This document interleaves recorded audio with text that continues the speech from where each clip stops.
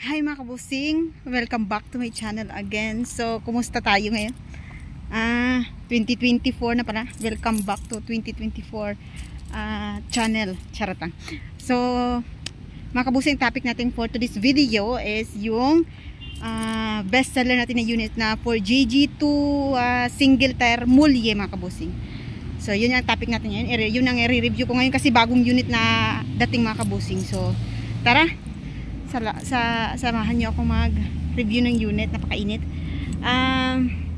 Thank you pala sa mga bagong subscriber ko. Please comment down below kung ano mga unit yung hinahanap nyo mga kabusing. Marami kaming unit na bagong dumating ngayon. Yan o. Yan, available na unit. So tara.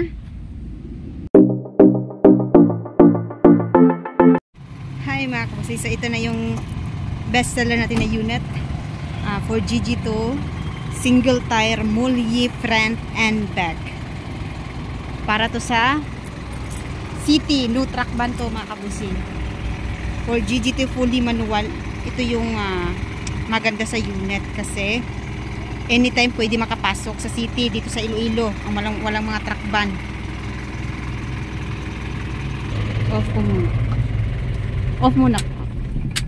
Again.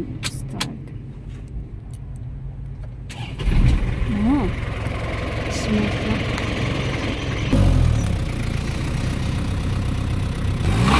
Boss, horn! Horn!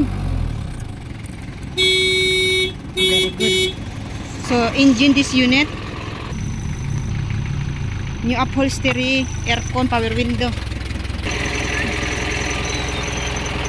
Single tire.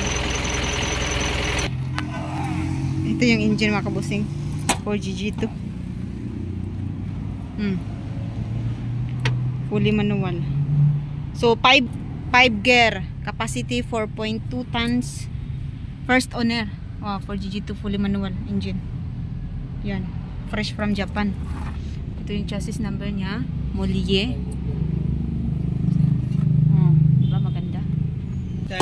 Sabi nila para malaman natin na maganda yung unit, lalo na kung surplus, dapat walang ano dito, walang tawag nito,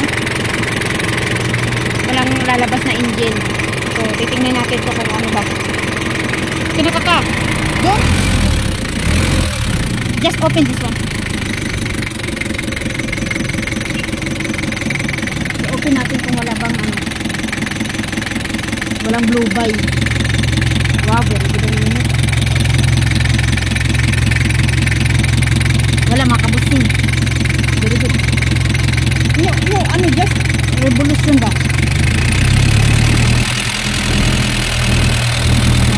Wow, very good kayo.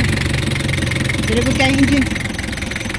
Yan ang mga good engine. Yan, pang heavy duty siya kasi nakamulye. Year model 2022, first owner. Battery 12 volts, nakaparallel lang siya. Kaya ganyan, kaya dalawa. Pero 12 volts lang na siya. Guwapo ang chassis. Mulye, guwapo kayo kaya nasa gawas ang yung mulye. Tire size 15, 80 by 15. 6 holes. So, ganyan kaganda. New unit. Kahapon lang to dumating. So, try natin. Of course, may spare tire. Ready to use na mga kabusing. May aircon, lahat. Kompleto. Ganda. Okay na. Try.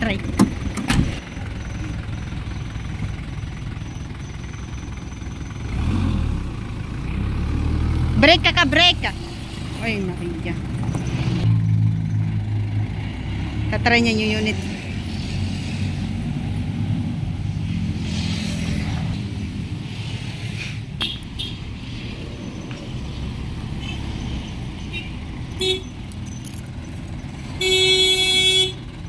Laye. Okay na. Maganda yung brake front and back. So very good unit. Perfect unit mga kabusing. So ano pa hiniantay nyo? So magtatanong kayo kung magkano yung unit. starting price is 550. Nga mangutana mo bakit mamahal? Kasi mulye siya mga kabusing.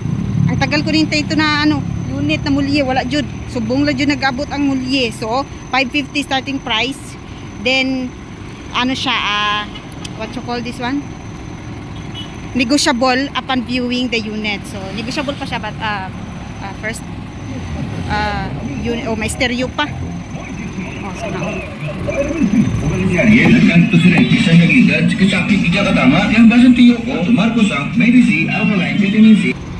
Okay kayong unit mga kabusing. Reservation fee is 20,000 but down payment is 100 kung ipa-finance. Kung ipapa-reserve nyo, cash man or financing is 20,000. Down payment is 100. Cash or financing tayo mga kabusing. Kung i-cash nyo, ang kailangan lang is ID, valid ID para sa ORCR. Free registration tayo. Free tolls with 1 month warranty. Engine surplus Japan. Slightly used in Japan mga kabusing. So ano pa ginaantay nyo? Comment down below sa may gusto na unit nito. Available pa siya sa ngayon. Ewan ko lang bukas. Okay. Yun lang mga kabusing. Mayroon pa akong mga bagong unit kaya lang as is siya. So pagkatapos na lang ng ng pag-paint, i-upload ko nung yung video. So abangan nyo yun. 14 feet 4HF1 fully manual din.